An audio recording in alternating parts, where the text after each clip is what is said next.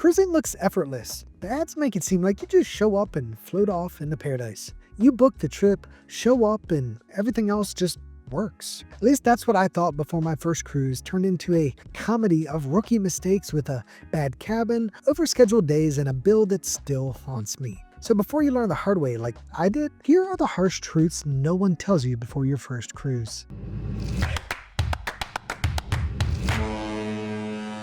Hey y'all, I'm Evan with Family at Sea, where we help make every cruise unforgettable. If you're getting ready for your first cruise, my hope is that this video will help you change the way you experience it. Not by giving you a checklist, but by giving you the kind of perspective only time and a few mistakes can teach. These are the lessons that separate a good cruise from a great one, and the kind that stick with you long after you're back on land. Because look, the truth is, nobody gets cruising right the first time. But if I can help you skip a few of the lessons that I learned the hard way, you'll start your journey miles ahead of where I did. If you're ready, I am. Let's go. Before my first cruise, I thought the hardest part would be choosing the destination. But nobody tells you how many little decisions come before your vacation even starts. You think you're booking a cruise, but suddenly you're buried in upgrade options, dining times, loyalty tiers, and cancellation policies written like a tax code. Every click feels like a gamble, and if you pick the wrong one, well, it's going to cost you later. You'll check 5 different websites trying to make sure you're getting the best possible price, only to end up more confused than when you started. The truth is, most of the stress of cruising happens long before you ever step on board. And that's when you start wishing there was someone who actually knew what mattered and how to help you from learning everything the hard way. And look, I know all of that may sound overwhelming and scary, and well, that's because it can be. But I'm not making this video to scare you. I'm making it to help you have the best possible experience on your first cruise so you keep coming back for more. And that's why I recommend working with a travel agent that knows your ship, your itinerary, and actually looks out for you long before you ever step on board. And that's where Cruises It comes in. They've saved us thousands, unlocked perks we didn't even know existed, and made sure we never end up like Frank, who probably printed his boarding pass, packed his bags, and showed up at the wrong port and told the port agents, hey, it's close enough. Frank, this is an Uber. You can't just meet the ship somewhere else. With their low price guarantee and travel experts who live and breathe cruising, Cruises It makes booking easier, cheaper, and way less stressful. So click the link in the description or call the number on the screen and tell them Evan from Family at Sea sent you. You'll be glad you did. Every first-time cruiser thinks showing up to the cruise terminal early is, well, a genius move. Like they're beating the system. I used to think that too, until I learned it's basically a coin flip. Sometimes you do get lucky and they'll let you through early, but other times you'll spend hours waiting, sometimes outside in the Florida heat, wondering why you rushed just to sit there. Boarding windows exist for a reason, and cruise lines are getting stricter about sticking to them. The sweet spot is rounding around 30 minutes before your assigned time. So if you're lucky, you'll get in a bit early, but if you're not lucky, you're not stuck waiting outside for an extended period of time. You'll thank yourself when you stroll on board calm, cool, and well, miles ahead of the crowd who treated embarkation day like a race instead of the start of their vacation. Cruise cabins are usually cozy, but they're not soundproof. You'll catch the occasional door closing, footsteps from above, or muffled laughter from next door. It's usually nothing crazy, but it's just enough to remind you that there are thousands of other people sharing the same floating neighborhood. The trick is choosing the right location. Look for cabins with other cabins above, below, and on both sides of them. That buffer makes a world of difference. Avoid cabins under the pool deck, the theaters, or nightclubs unless you enjoy midnight jump solos. A few minutes of research before booking can turn restless nights into restful ones. Captain's Log Day 3. Neighbor attempting karaoke from the balcony. Volume impressive. Talent developing. I'm going to be honest with you. The first night on your first cruise is not going to be the smooth start you're envisioning. You're going to be tired, excited, and overwhelmed trying to do everything at once. I still remember walking on board my first time, carry-on bag in one hand, phone in the other, pretending I knew where I was going. Spoiler, I didn't. You're going to be juggling, unpacking, figuring out what a muster drill even is and where to go for it, and a dozen other new routines, all while your brain's still on land. But that's normal. Everyone's first night feels messy. So skip the fancy dinner, grab something easy at your assigned dining room, and just explore the ship without trying to do too much. Watch Sail Away, find your go-to bar that fits your vibe, let yourself settle in.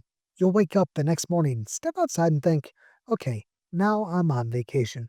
That first night isn't failure, it's your initiation into life at sea. When you're planning your first cruise, the drink package is probably going to catch your eye. It sounds amazing. Unlimited drinks, no awkward receipts, and total freedom. But what most people don't realize is that it can quietly change how you enjoy your vacation. You'll stop ordering because you want something and start ordering because, well, you already paid for it. You might as well, right? I've been down that road, and somewhere on day three, I realized I wasn't relaxing anymore. I was keeping score. Now, look, the drink package isn't necessarily a ripoff, but it does have the potential to shift your mindset. What's supposed to make things feel simpler can end up adding pressure. So, no, I'm not saying you shouldn't get the drink package.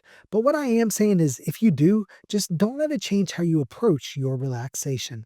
Something I didn't fully understand or appreciate on my first cruise was just how many people it takes to make everything run smoothly. The dining staff, room attendants, engineers, maintenance crews, the list goes on. There are hundreds or even thousands of people working around the clock without a day off for months at a time, so the rest of us can relax. And a lot of them go completely unnoticed.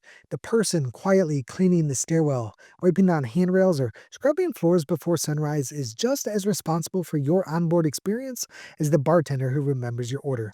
You don't need to stop and chat or interrupt what they're doing. Just be kind, smile, say thank you. And if you're able, tip someone who probably doesn't get noticed, because they're also a big part of the reason feels like magic instead of chaos. Everyone pictures the pool deck as that dream vacation moment. The sun is shining, frozen drink in hand, and an ocean breeze that's straight out of a commercial. But once you're on board, you'll realize it's more energy than serenity. The music's loud, kids are splashing, and most of the good chairs were claimed hours ago by people who treat towel placement like a competitive sport. It's fun for a bit, but it's definitely not the peaceful escape most people expect when they go on their first cruise. So don't build your whole day around it. Stop by if you want, grab a drink, and enjoy the vibe and people watching, and then find the parts of the ship that actually let you unwind. Whether it's a sun deck away from the chaos, a quiet lounge, or anywhere the only sound is the ocean. Because let's be real, that is where the real reset happens. And now it's time for cruise trivia nobody asked for. Did you know that 97% of dads on your ship will forget where they left their CPAS at least once? And the other 3%? Well, they're lying. Your room steward is one of the hardest working people on the ship, but they can't read your mind. They're managing dozens of cabins at once, each with different routines and requests. And if you like extra towels, ice each night, or your room cleaned at a certain time, let them know early, or even leave a short, friendly note on the desk as a reminder. If you're nice about it, they won't see it as demanding. They'll actually appreciate the clarity. Most new cruisers assume the crew just knows, but that's not how it works. A little kindness and clear communication goes a long way. So be polite, specific, and respectful. It makes their job easier, helps them plan around your day, and you're going to end up with a smoother, more personalized experience without ever having asked twice. When you're planning your first cruise, the cruise line excursions are going to look incredible. The photos are cinematic, the descriptions are filled with buzzwords, and it all sounds like the kind of once in a lifetime experience you shouldn't risk missing. But the reality is this: they're almost always overpriced and crammed so full of people that your dream excursion ends up feeling more like being herded around like elephants as they shuffle you from one place to the next. Now, inevitably, at this point, somebody watching right now is going to say, yeah, Evan, but if you book a private tour, the ship won't wait for you if you're late getting back. And that's exactly what the cruise lines want you to be scared of. But that fear tactic is more about sales than it is actual risk.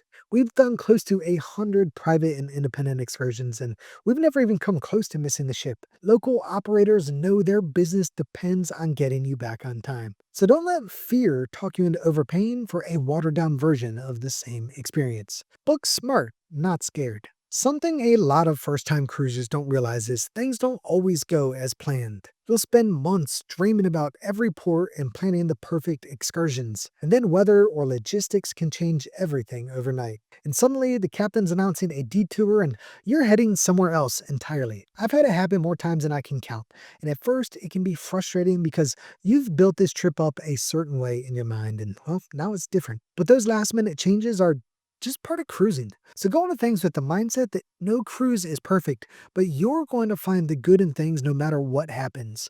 Because the more you cruise, the more you'll realize some of the best stories come from the moments you never expected. And here's the thing nobody warns you about. Cruising is addictive. You'll step off your first ship thinking, wow, that was incredible. And before you're even unpacked, you'll already be looking up your next one. And the more you cruise, the more you'll realize it's not just a vacation, it's a rhythm you start to crave. Each sailing blends into the next, and before long, you're planning future trips like it's second nature. It's the kind of habit you don't want to break.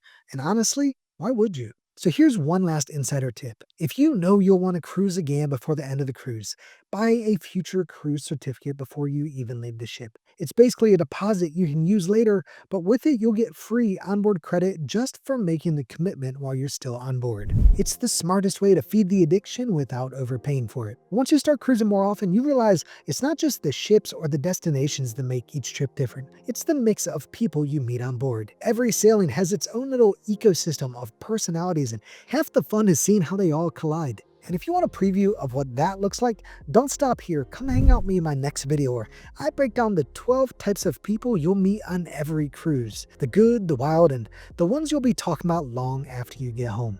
If you're ready, I am. Let's go.